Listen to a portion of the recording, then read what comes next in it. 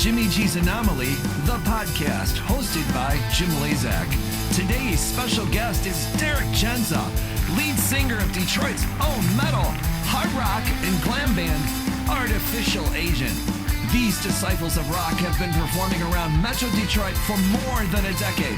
The band is open for the likes of Neal, Eagles of Death Metal, Queensrÿche, BuckCherry, Poison, Ace Frehley, Alice Cooper, and many more. And they're currently working on their 6th studio album. We are going to get all the details. So sit back and enjoy the madness. Now your host, Jim Lazak.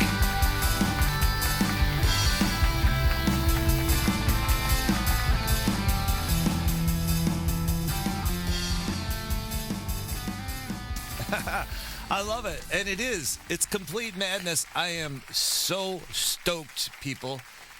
Thank you for being here, but I am really, really stoked because today we have in the studio one of my favorite musicians from Detroit, derekjendza from Artificial Agent. How you guys? Hey, there he is. Yeah!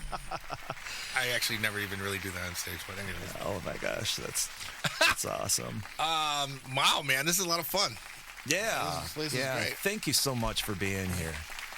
This is like this place is great. Thank you for having me. Yeah, my pleasure, man. So, Artificial Agent for people that don't know, and if you don't know, you need to know because they're really, really, really good band.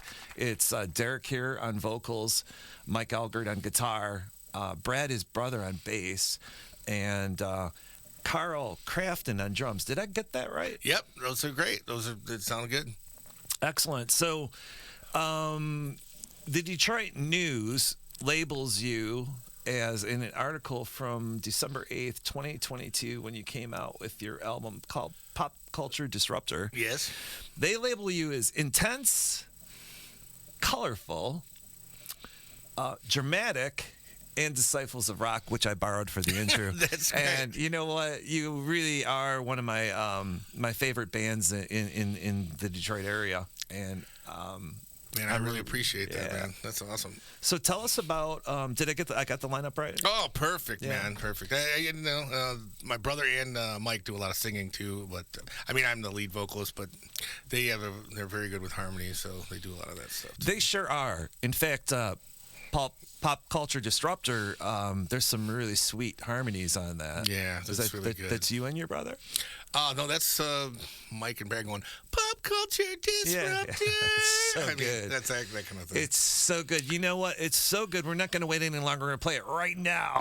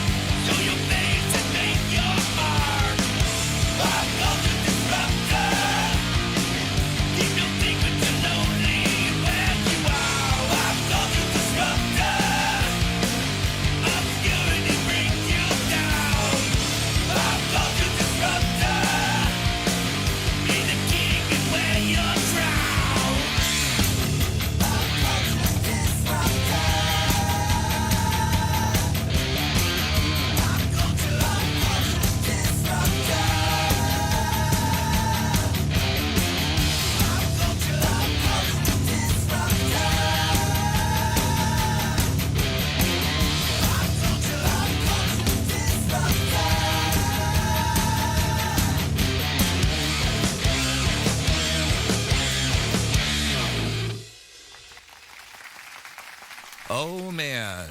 That is outstanding stuff. It was nominated for 4 Detroit Music Awards in 2023. Outstanding heavy hard rock artist or group. Outstanding rock recording pop culture disruptor. Outstanding anthology compilation reissue, which was a various artist release from WLLZ. City Rocks 2022 featuring Artificial Agent's song Do You Love Me or What? We need to give a shout out to Dr. Doug Podell and to Screamin' Scott Randall. That's right, because those guys have been great gifts to Detroit musicians, right there? Yeah, exactly. They've been really cool. Super great guys. They really get in with the local bands and really give them a lot of cool support. I want to also throw in Meltdown as well. Oh, yeah, absolutely. He's really cool. Yeah. I mean, there's so many you can... Costan, all of them. Yeah. Right? Yeah. I mean, all those guys are just like, totally. Yeah. We've been gifted in the Detroit area, and I've been blessed to travel all around the world with my job, and I've listened to radio around the world, and Detroit certainly ranks up there in the tops for me, No doubt about it at all. You have a really cool story about Martha Quinn and Pop Culture Disruptor. Tell us about it. Yeah. Well, when I got the idea for writing the song was because it was like MTV's 40th anniversary or something like that. Yeah. As they were doing that, it was on Sirius XM. She was doing some interview, and I was listening to it. She was saying some cool stuff, and all of a sudden she goes, and MTV was just a pop culture disruptor. So, anyways, I wrote the song. Then a couple years ago when it came out, the video came out, I had her. I tweeted her, sent it to her. She shared it with everybody and added a whole bunch of other cool people. We got a lot of hits, a lot of attention from that song. So cool. Man, that is awesome. Very awesome. cool. And this right here is the album itself. Yes. Now, is it true that you had 200 pink copies printed? Yes, and you have one of the promos right there.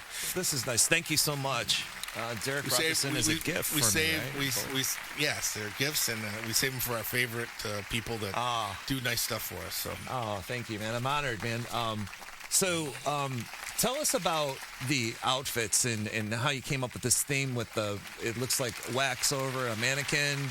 Well, that was actually my brother's daughters were playing with slime, and he had that mannequin head thing, and they accidentally poured it on there, and then Brad went, "Oh my gosh, this would be great!" And he took a couple photos, and then he turned around and made it like just from the idea of it, then did a proper version of it. And so that's how we made the record. It is way cool. Right. It's beating at 90 miles an hour, as they say. So you're the heart of Rusted Metal Hemorrhages. Wow, where did that come from? That sounds really cool. I just, I liked it. I read it online. And I borrowed it. I take notes preparing for the shows and stuff. And somebody wrote, "Pop culture disruptor hits you in the face like a tennis racket strung with barbed wire." Now, I have a question, all right? Okay. I have a question, all right? Where did you guys film that? Was it in a racket court? Yeah, Brad and I were playing racquetball, and we got thrown into some... They were overbooked, and they had us in there. But they go, "Oh, we got one court left," but it's like you can't see inside, and it kind of looks like an old like a nuclear war thing. It may have happened something in there, and maybe you hide out in it. And we're like, we just want to play. We go in there, and we're like, this would be cool. This would be cool to make a video here. Yeah. So then we talked to them, and so we wanted to do Pop Culture Disruptor, and they welcomed with open arms. We just rented the court for like we were renting it, and we gave them some extra dough for just in case there's any kind of like scuff on the floor or anything. Yeah. But we all wear you guys sneakers and stuff. Cool, we took care of it, and and then people were taking pictures. The racquetball people and volleyball people were all coming by taking pictures, and we shot all that on my brother's iPhone. Did you really? Yes. You know, there's a lot of artists that have shot their whole music videos with their iPhone, and that was going to be my next question actually. Who did the video? Yeah, we'd hand it off. Like Carl's son Evan was with us that day. We have our production stage production guy that works with us, Tom Templin. Someone would be holding a light or something, and the other person, they would switch. So people would just hand off cameras, and then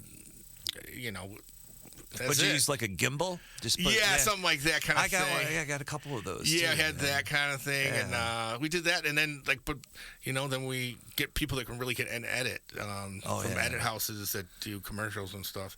We just know a lot of people from being in the industry, and you sure do, man. Because let me tell you something. I'm anal beyond anal, and I love your music. I love your music. I love your music videos, and it's some really, really good stuff. You guys have played all over, all right? Mm-hmm.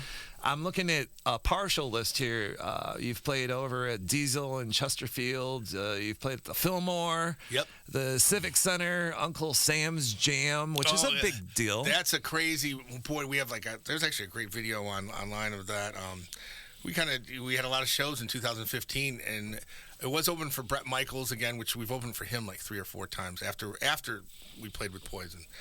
And he just welcomes us with open arms, and then the way he's like really nice to me. Bret Michaels? Yeah. He's all like, he seems Derek, like a total... Derek, you're a great front man. I just want to tell you, if Poison is really happy to have you here, and I don't know if that's a good impersonation, but the way he You know what, man? I mean, that's really, really super, super cool stuff. You played the Royal Oak Music Theater? Yes. Hamlin Pub, St. Andrews Hall.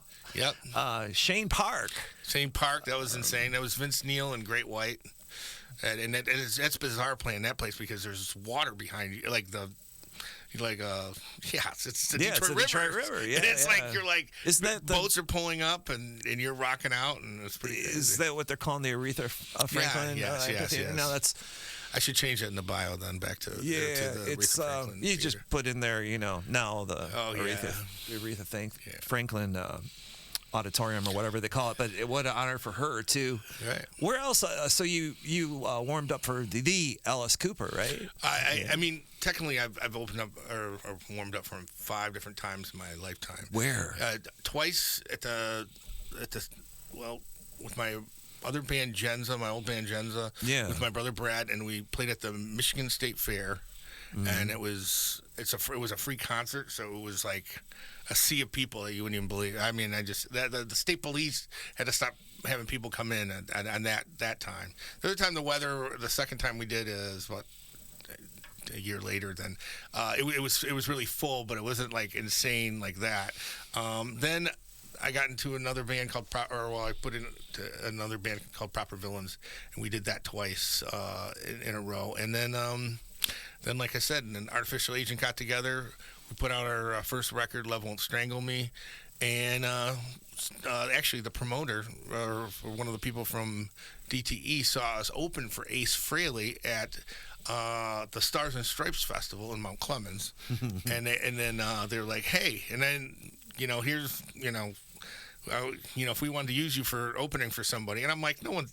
I just thought sometimes people are just full of stuff, We got a phone call like 2 weeks later. Said, hey, you want to open for Poison and Warrant? And what a blessing. And you know what, though? You deserve it. You guys are really good. You guys have 5 studio albums out. You're working on your 6th, right? Yep. So, and the 6th one's really cool. Tell us about it. We got some great tunes because we have some stuff. This is the first. Yes, we have some great songs like there's a song called "Running on Thieves," which is more like almost like a Duran Duran, but with a hint of our hard rock on over the top of it. Then we have a couple other things that seem like real riff rockers. Boy, it's just stuff that we normally haven't done, and we didn't stray too hard from our rock and roll, but we did try to make it a little interesting. You only have one life to live, so we wanted to do a couple of different things that we normally didn't do. Oh, absolutely, absolutely. So I became really aware of your band because your band was featured on Valentine's Day during the Super Bowl. Oh, yeah, that's Right? right. That is that. But, So I'm like, I'm finally on Motor City Riff, people. yeah. Yay! And guess what's on the air alongside me? The Super Bowl. All right, I'm finally on, but nobody's going to watch, but it's still a thrill to be Yes. on WRF, right? I Yeah, mean, it was great. I mean, I remember taking the break and I got in my car and I think I recorded it. You know, because it's always great. The compression makes the song sound even better. Everything just sounds so huge when you're sitting in the car. I mean, it's a thrill every time I get to hear myself on the radio. Oh, yeah. I got a bunch of texts from family and friends. Dude, that was freaking awesome. Yeah, because it's just like, who gets to do that? I mean, it's just know, kind of we a were special little thing. And Some good company on that show, too. yeah, it was very good. Very good. Very, very good company. So, looking at some of your images here, where was this taken? That one, I think it was behind the... Yeah, it was behind the Token Lounge. Nice. Who designs your costumes? We switched it up. Bradley and I essentially are the art directors of the group. You guys are really good ones, too. Well- You mentioned Ace Frehley. Now, okay, looking at these outfits that are super cool, is there any influence, any influence whatsoever from the Boys and Kiss? We like bands that put on a show. Again, I mean, obviously, do I like Soundgarden and Alice in Chains and stuff like that? Yes, I do. Though they put on shows too in their own way. But we like I like coming out of my shell a little more by being somebody else almost on stage. So it's easier when you get these other these other personas. So when we started this band, it was just a little bit of eyeliner, like the first album. And even Brad, I think I got some pictures here from your. Well, what's this right here? This is, that's actually that's the outfits from the first record, pretty much. Yeah. But then it just went. Then we get a little bit more. And, Now hold on. Do you got your own action figures here, man? Because this is one of the coolest photos right here. This is at the Emerald Theater. You said? Yeah, this was actually 94.7 had a event that we opened for Warrant from the 80s. She's My Cherry Pie, all that stuff. Which those guys are great. They were super nice to us when we opened for Poison. And remember this, because then this is after that, another event. So it's kind of fun when we get to reopen for some of these people and they remember you and Oh yeah, enjoy the absolutely. This right here, you have your own action figure. What's well, going on here, man? online, people were doing this thing where they were like making their action, like there's like some new AI program. So Brad and I just kind of went with it a little bit, and my brother made that one. I had made one of myself just to be funny. It seems fun because it was kind of hip to do it. I mean, other people are doing, like if they're a cat lady at home, like with a cat, or if they, or like have some other normal job, and I'm a librarian and have that. So I was like, I'd rather have an action figure of how I look like on stage. Absolutely. Well, the Detroit Cobras have the bleeding cat. Oh, right? yeah. Love that stuff. Man. That's cool. really cool. What's this right here? Oh, that's behind the Token? Yes. They did the showcase for the vinyl record for WLZ. So we took that picture there. I love the Token Lounge. And then this one right here is... that's at the Royal Oak Music Theater. That's opening for Steel Panther. Oh, no kidding. Yeah, and it was sold out. And they gave us all their lights, which normally doesn't happen. Wow. So that's why it looks like we're in a Def Leppard video. This one is one of my favorite photos right here. This is with the Detroit's Renaissance Center. Yeah, I like that photo too. Actually, I wish Mike, I think he had to go to the bathroom or something, and then we were about to go on. So then he had to go. He was going, I got to go before we blah blah blah. And then, but then the person with the camera from the Detroit, what is that? Yeah, Detroit Rock Review. Yeah. They started snapping photos, so we just went with it. But it would look really cool with the Renaissance behind us. Yeah, and then this was taken where? That's backstage in the Renaissance Center, because then we actually had we played that twice. This is when we opened for Uncle Cracker, but a few years before that, we opened for Night Ranger at and that was totally fun because they liked our set and they brought us into their dressing room when we got off. It was one of those fun rock moments where people are police are holding pedestrians because they were trying to get to us, but we're again not even. They just think you're famous from not even from playing you're opening for Night Ranger and everyone's losing their mind. So we do that, and as we're running back to our dressing room, then their manager's like, "Hey, you want to meet Night Ranger?" And we're like, "Yeah." And then they were just totally like talking to us. And we're like, "Oh my gosh, this is this and that." And we have a great photo with those guys, and it's a very legendary and very fun, and they were super nice. And then because their dressing room is right next to us, and you get to. We were like, wow, that was cool. Then we heard them all practicing their harmonies for Sister Christian, and they're like, somebody's a little sharp. Let's do it again. Motorhead, and they're like, and you're like going, what is going on? I mean, again, some of these people have been. They wrote songs for Ozzy Osbourne, like Jack Blades has, Vince Neil's solo album. Plus, they've had like the Damn Yankees. There's a lot of legendary guys. I love the Damn Yankees. And Brad Gillis. Yeah, he was in Ozzy. I mean, there's just so many great stuff. That's some awesome stuff. Well, I want to thank you, and I want to show our fans here. This is the Death Ray album by Artificial Agent, and when I actually started following the band really closely, because we were featured on WRF, as I already said, but my favorite song is on this album. Do you have any idea what song that may be? It's Do You Love Me or What? Let's check it out.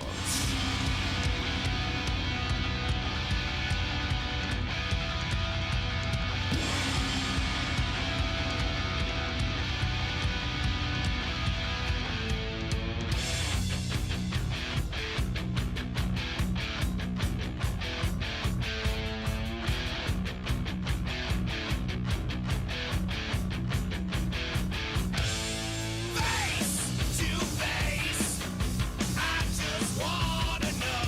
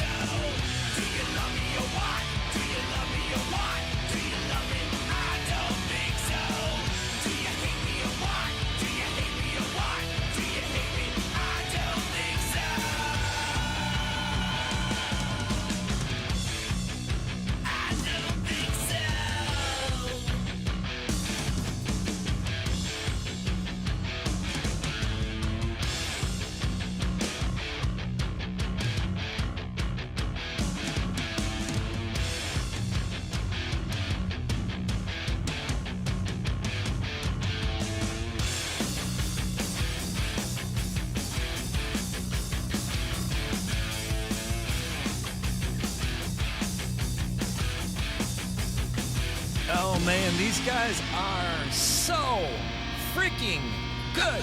From the album Death Ray, Artificial Agent. Thank you, man. You're like one of you love Mike Algert's guitar work, man. You're like ripping through the air guitar. I there, love man. the whole band. I Man. appreciate it, man. You guys That's are cool. freaking. I have a term for you guys, What's that?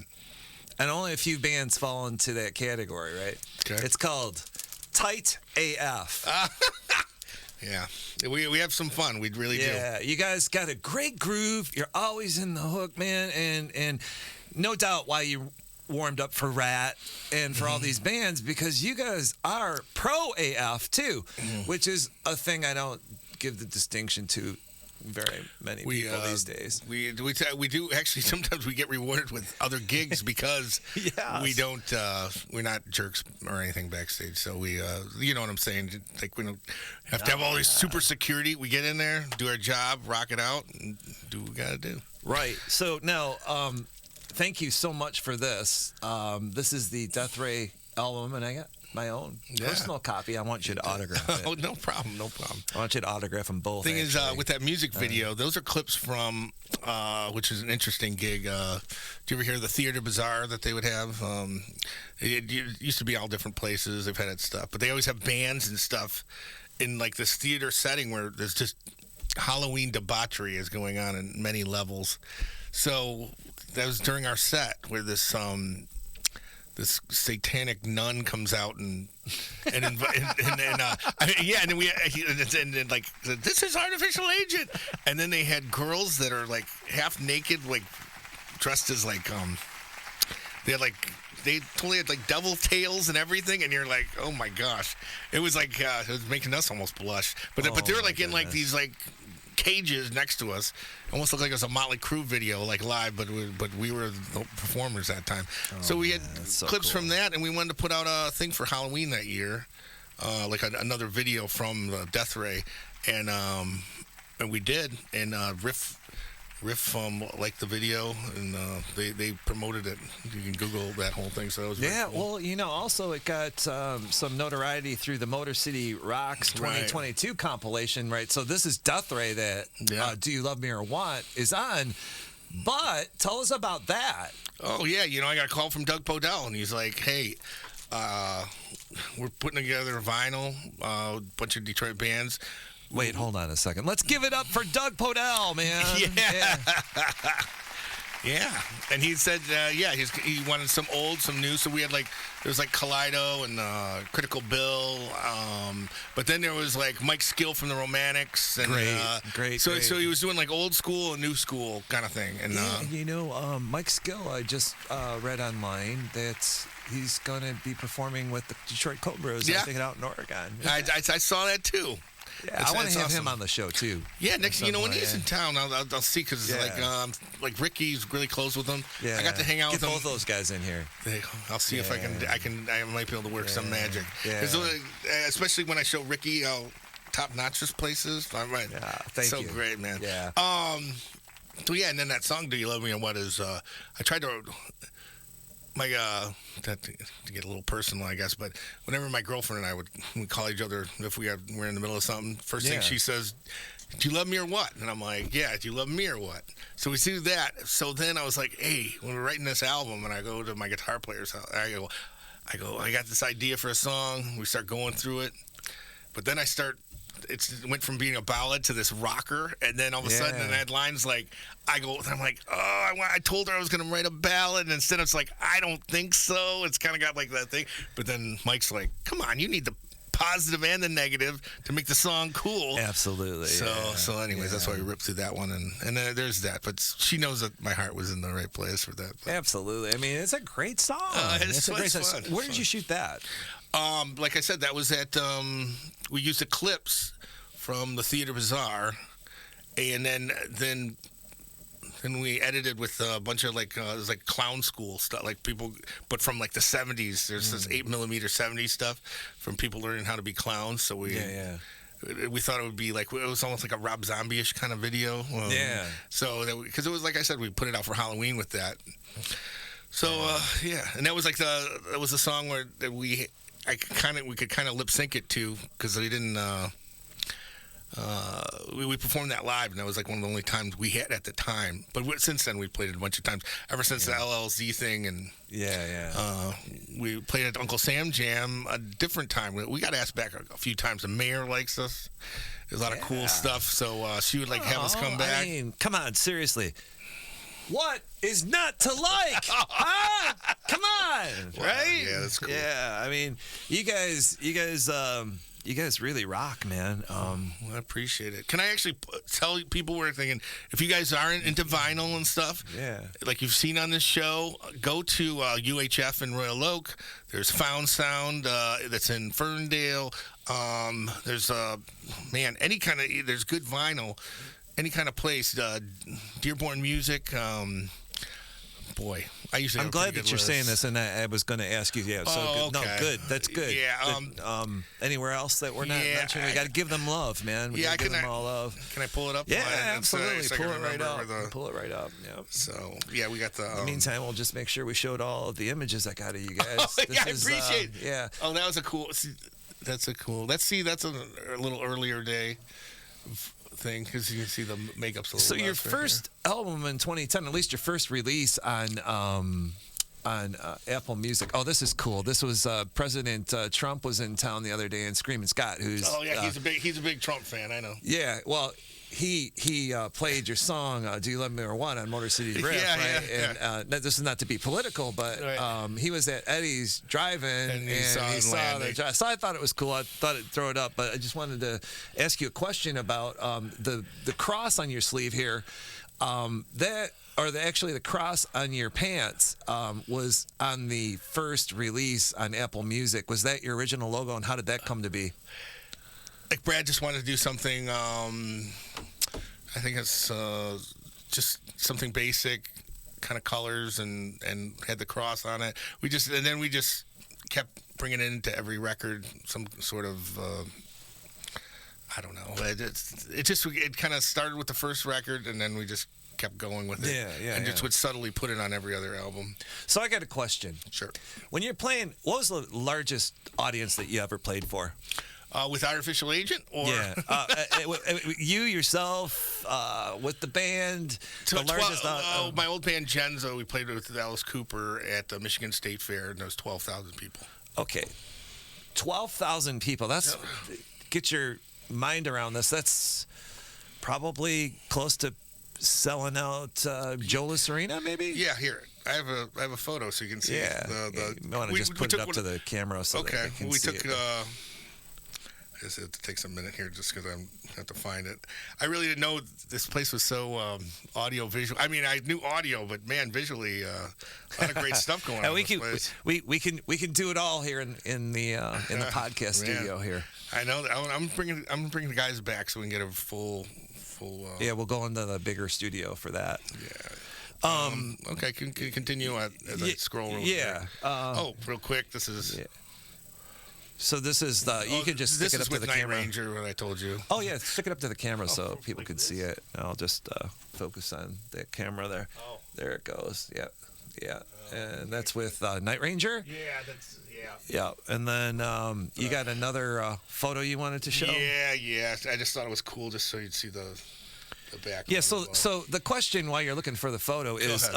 When you play a crowd, okay, for me, if I was going to be, like, say, warming up Jeff Lindsay-Olo or Black Sabbath or whoever it is, right, and you know you're going to go on in front of 12 to 20,000 people, did you get wobbly knees? No, I didn't. No.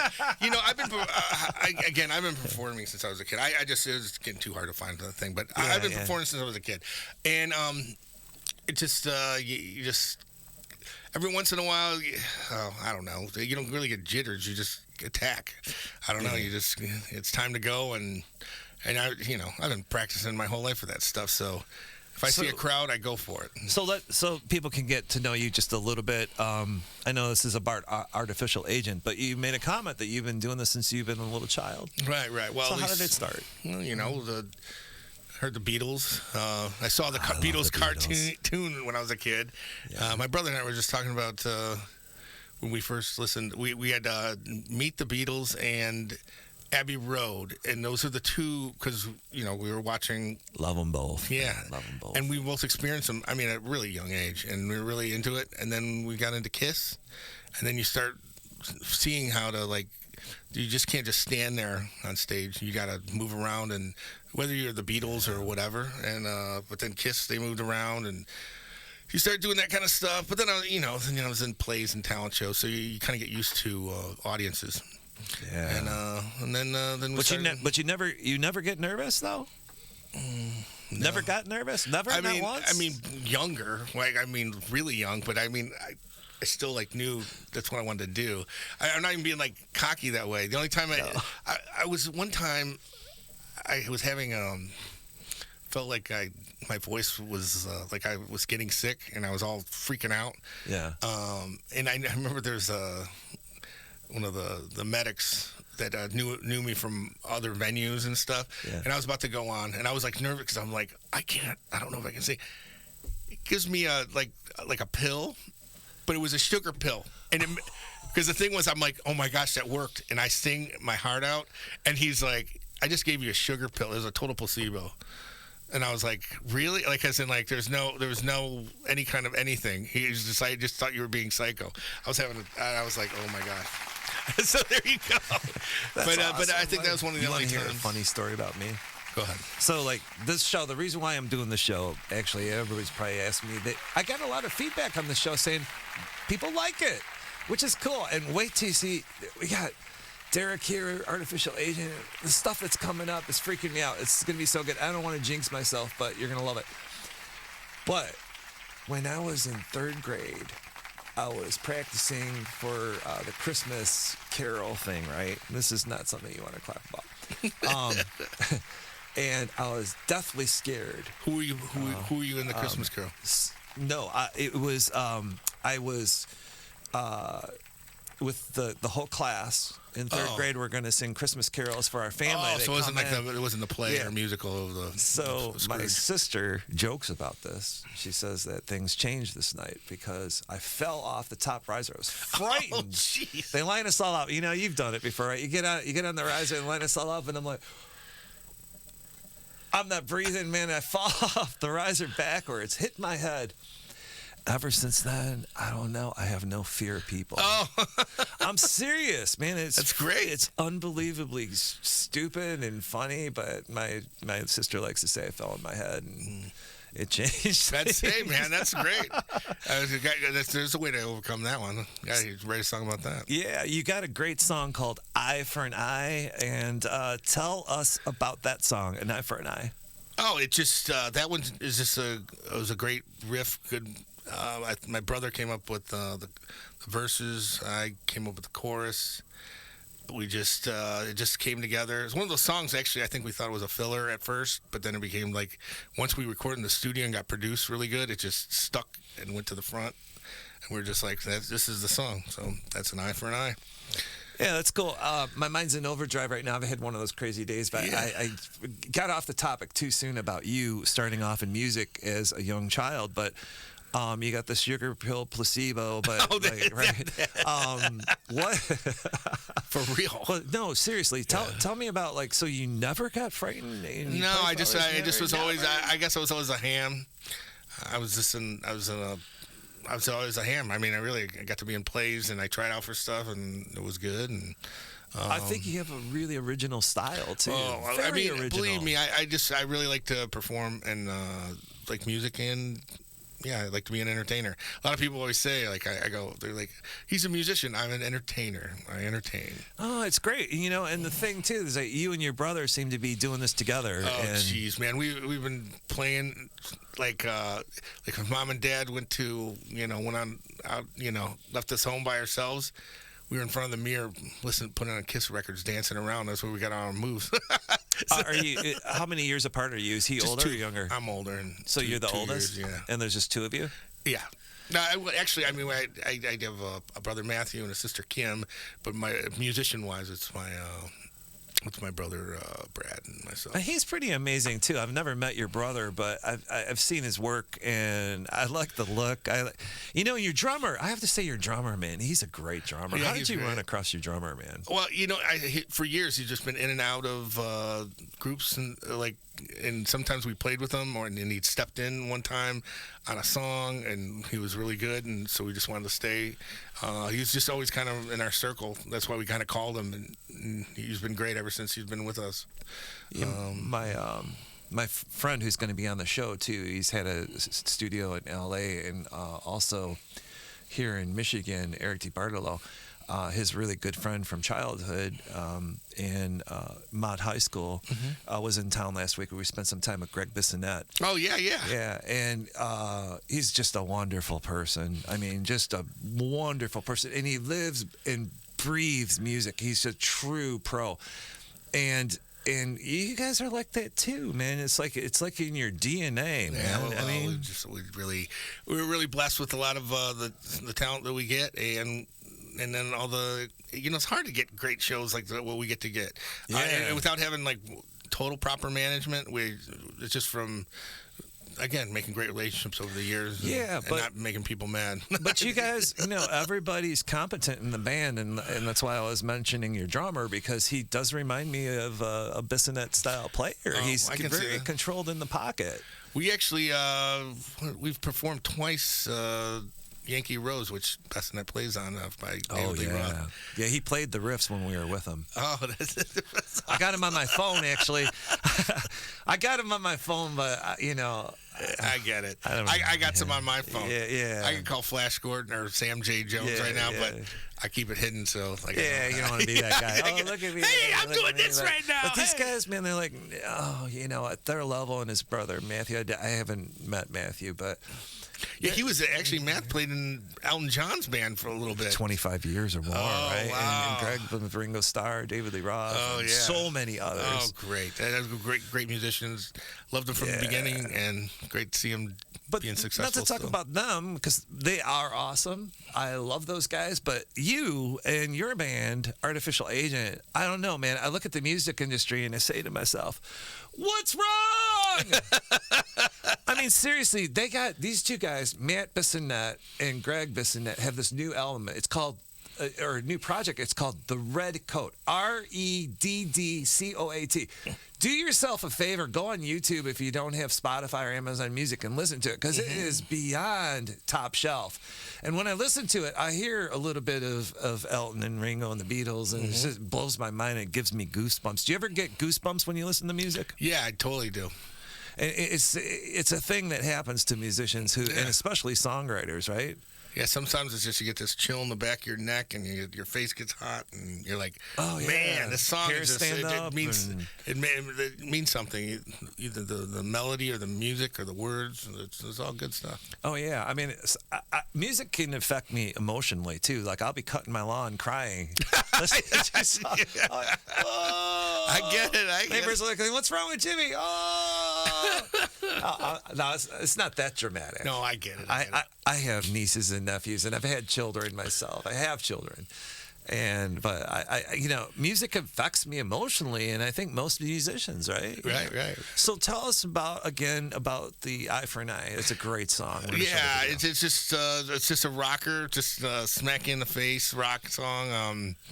I think we were all in an aggressive mood when we were writing that, and it's just it's great. Give it up for him, man. Come on, he just said they're getting an aggressive mood about music. Yeah, there you go. All right, yeah, thank you. All right. So, anything else you want to say for it? No, let's see. Eye for an Eye.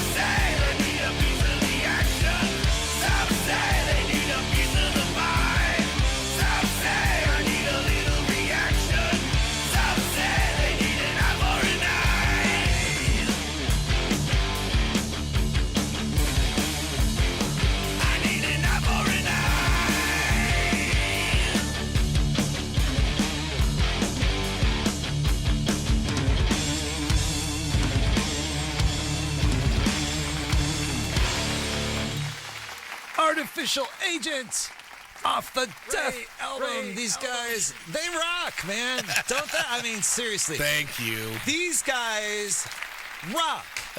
What is wrong with Detroit radio or radio in general that these guys are not being played in rotation constantly? I mean, seriously. WTF. All right. Well, that's cool, man. That video was shot in St. Clair Shores. There's a place that's been a family-owned business, Harper Sports Shop. It closed in 2014, but my buddy Mike and his brother Mark, they let us use their warehouse. It was all cleaned out because it would. They weren't using it anymore, so they let us use the upstairs warehouse where they keep all the sporting goods. It's really cool because I was looking at it and I'm like, where did they film that? Yeah, so it was awesome. Those guys are really nice. I appreciate Why don't you tell everybody where they can get these albums? And we're gonna turn up Attention Whore. This song Attention Whore, it's really cool, I think. Oh yeah, that's Attention Whore is. That's a funny story. Of course, I had this thing, and now, here it comes. All right, if you guys want to get these records, we have vinyl. We have vinyl Blood and Cuts, which is the best of the. It's got half the songs from the first album and a bunch of them from the second record. It's also on Spotify and Apple Music and all that stuff. But Blood and Cuts, that's the one vinyl. It's got Master Blaster on it. Then we have Program to Destroy, which has Attention Whore on it. And you just said the Master Blaster, right? That's one of my favorite songs. You guys got so much cool stuff. I'm going to put that on. I appreciate that. And keep then going through the list. Yeah, this is the list to get the music. Yes, Death Ray, Pop Culture Disruptor, all those records. We have vinyl and we have CDs, and you can get them at Found Sound Ferndale, UHF Records in Royal Oak, Tracks and Wax, St. Clair Shores, Village Vinyl, Sterling Heights, Rock City Music, Livonia, Dearborn Music, Dearborn, Rock of Ages, Westland, Ripe Records, Grosse Pointe Park, Flipside Records, Berkeley, Detroit Record Club, Royal Oak. Get them all. We got the vinyl, all the vinyl you want, and most of those places have CDs if you still get a CD. So there it is. Some rock and roll happening. This is good stuff. This is Master Blaster. You got to listen to him. Apple Music, Spotify, everywhere music's sold. Amazon Music. But down to the record store and get yourself some of this good stuff vinyl, man. Are there any more of the pink vinyls left? Yeah, there's not many. Like if there's any, we just restocked all the places, what we had left. And then we have a couple more.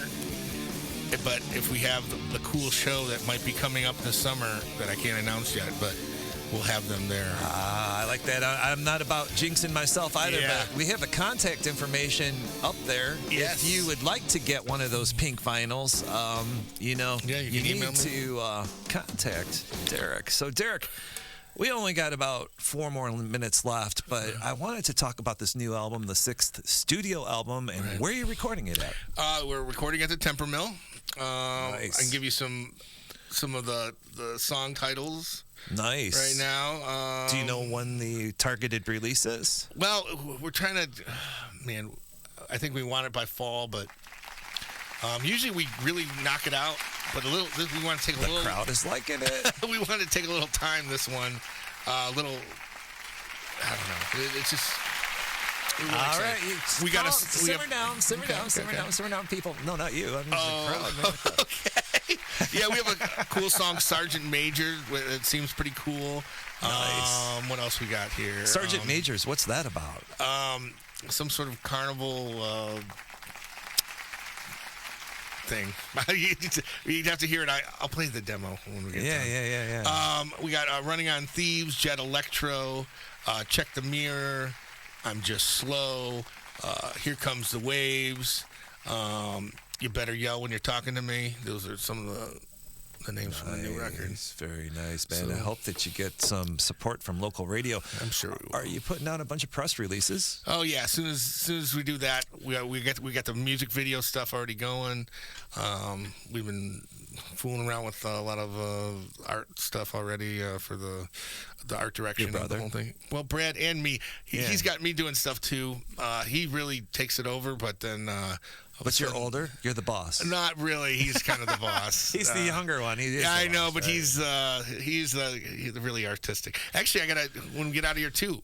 Him and Mike and Carl had this. Well, it's called Class 3 Overbite. That's what they were doing in between when I told you when there was a time we were separating stuff. Yeah. It's some amazing. If you like the Beatles, if you like Queen, that kind of thing, and it's on Apple Music. Doesn't like the Beatles? And I think you will think it's great. Yeah.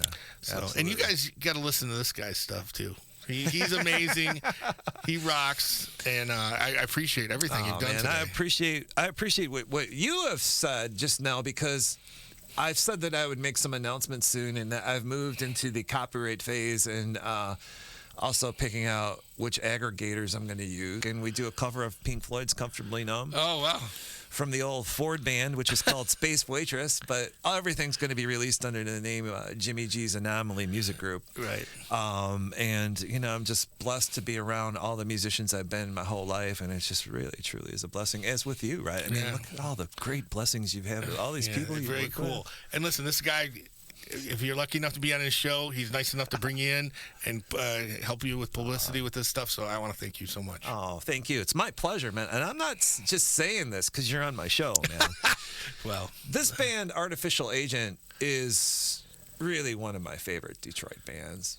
There's quite a few I have on the list because I like to support the local groups. But, man, the Artificial Agent, and I'm just honored to have this guy right here, derekjendza, man. He is the man. I really want to have you, your brother, and the whole band back in the main studio. And we'll maybe do a show, and we're going to change the format. I think, this is another announcement. The music that I have will be coming out really soon. Everywhere music's played. I think I'm going to do a song a month. I don't think anybody has the appetite for, Do you think anybody? For you, but nobody knows who I am. Yeah. So, I think what's going to happen is I'll do a song a month. A band like Artificial Agent can probably do a whole album, and people will have the appetite for it, Well, we just, with the internet, though, man, you can, totally get if you get some of these rock websites, and they give you a good review, it helps, man. We get the attention that I can't believe. But thank you so much. Thank you so much. God bless you, man. You guys, this guy is a rock warrior. Thank you so much. We'll see you next time. You have been watching JimiG's AnÖmaly, the podcast. We would like to thank derekjendza of Detroit's own metal, hard rock, glam band, Artificial Agent, for graciously appearing on today's podcast. Music for this podcast is provided by JimiG's AnÖmaly Music Project. If you are an artist and would like to appear on the podcast, please shoot us an email at the address shown on the screen. We'll see you next time on JimiG's AnÖmaly, the podcast. Enjoy the madness. Have a great day.